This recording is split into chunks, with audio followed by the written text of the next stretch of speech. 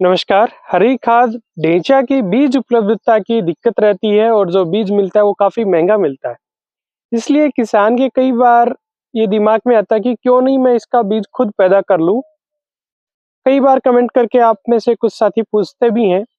तो आज इस विषय को मैं क्लियर करने की कोशिश करूँगा कि आप बीज पैदा यदि आपको करना ही है तो आप कैसे कर सकते हैं और आपको क्यों नहीं करना चाहिए, किन परिस्थितियों में नहीं करना चाहिए, क्योंकि इसका बीज उत्पादन करना आसान नहीं, थोड़ा मुश्किल है। तो कई बार अच्छी चीज़ें कुछ होती हैं लेकिन वो सब हमारे लिए नहीं होती है। यदि आप चैनल पे हैं तो प्लीज़ आप इसे सब्सक्राइब कर लें। मैं खेती से जुड़ी हुई साइंटिफिक इन्फॉर्मेशन इसके ऊपर डालता रहता हूँ। तो चलिए शुरू करते हैं। यदि आपको ढेंचा का बीज पैदा करना ही है तो आप ढेंचा को यूँ तो मार्च के बाद में और अगस्त तक कभी भी बो सकते हैं। लेकिन बीज उत्पादन आज चूँकि इस वीडियो में हम बीज उत्पादन की बात कर रहे हैं कि हरी खाद की बात नहीं कर रहे हैं। तो बीज उत्पादन के लिए बेहतर होगा कि आप जून जुलाई में ही ढेंचा की फसल को बोएं।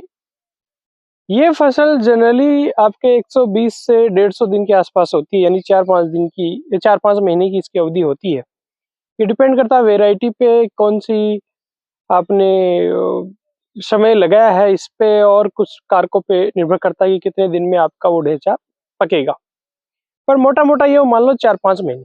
अब हम बहुत जल्दी क्यों नहीं लगा सकते? बहुत जल्दी इसलिए नहीं लगा सकते कि इसमें यदि जैसे मार्च अप्रैल या मई में लगा देंगे तो ये जब पकेगा उस समय लगातार बारिशें होती रहेंगी और आपके हाथ में इसका उत्पाद नहीं आएगा। और बहुत लेट आप लगाएँगे, यदि अगस्त में उस समय लगाएँगे, अगस्त में लगाएँगे तो फिर आपका आगे रबी वाला सीज़न चला जाता है और वहाँ उत्पादन कम होता है। तो बेहतर होता है कि आप जून-जुलाई के अंदर इस फसल को लगाएँ, बीज के लिए आप लगा रहे हैं तो।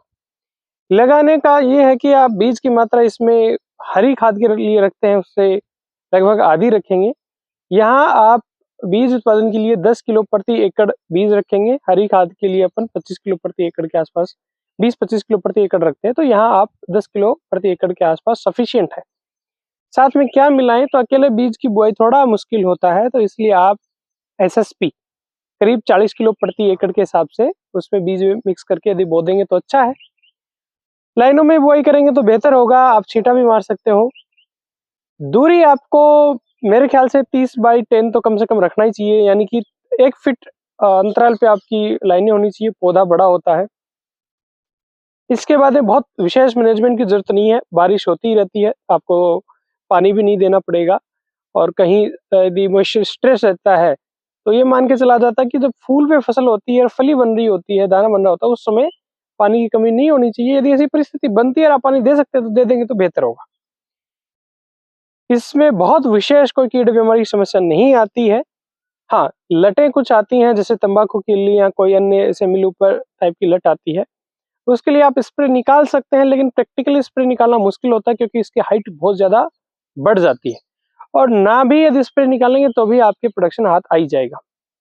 आपकी फसल करीब आप जून मिड या जुलाई में लगाते हो तो अक्टूबर-नवंबर में हार्वेस्ट होती है और आपको उपज लगभग मिलती है 5-6 क्विंटल प्रति एकड़, या बहुत मतलब वंडरफुल उपज इसमें ज़्यादा नहीं आती है।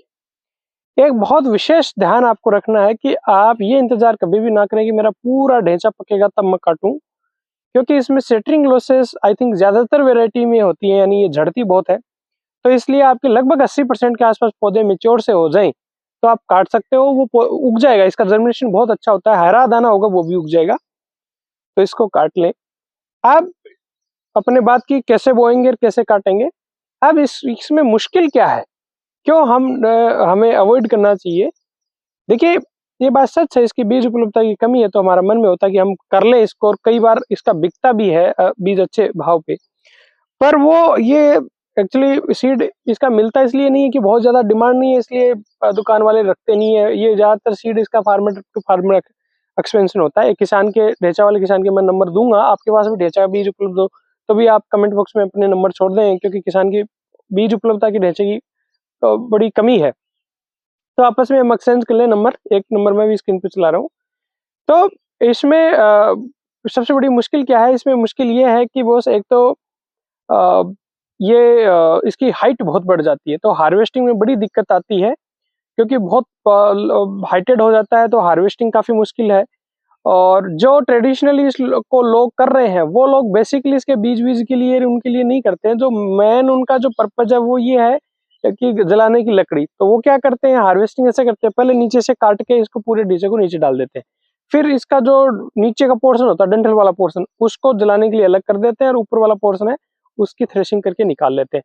तो मतलब लेबर से हार्वेस्टिंग, पहले तो वो जैसे आपके जो कुल्हाड़ी कहें या गंडाशी बोले, उस टाइप का जो आपका हथियार हो, उससे काट के नीचे पटको, और फिर ऊपर ऊपर का जो सीड वाला पोर्शन है उसको अलग हटाओ और फिर थ्रेशिंग करो। तो ये थोड़ा टीडियस जॉब हो जाता है। इवन लेबर काटने की हाँ भी नहीं करती है, झड़ता बहुत है, झड़ने की दिक्कत है।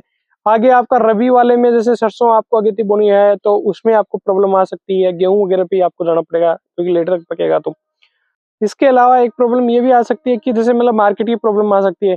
आप मान लो कहीं दूर दराज के एरिया में रहते हो, आपकी इतना बड़ा मार्केट नहीं हो, तो मुश्किल हो सकता है। आपको लगे कि मैं खुद अपनी मार्केटिंग करके कहीं बेच सकता हूँ 2-5 क्विंटल, तो it's okay. Otherwise as it is इसका मार्केट बड़ा मुश्किल है, क्योंकि कई किसानों की ऐसे आते हैं हमारे पास और कहते हैं साहब हमारा बीज हमने किया था एक बार, नहीं बिका। तो इसलिए हाँ, मुश्किल है इसका बीज मिलना। हाँ, वो बात अलग है, आप थोड़े से एरिया में अपने लिए खुद के लिए सीड प्रोडक्शन कर रहे हो, या मेड़ों पे कुछ डाल के और उसकी हार्वेस्टिंग करवा के कर रहे हो, वो ठीक है।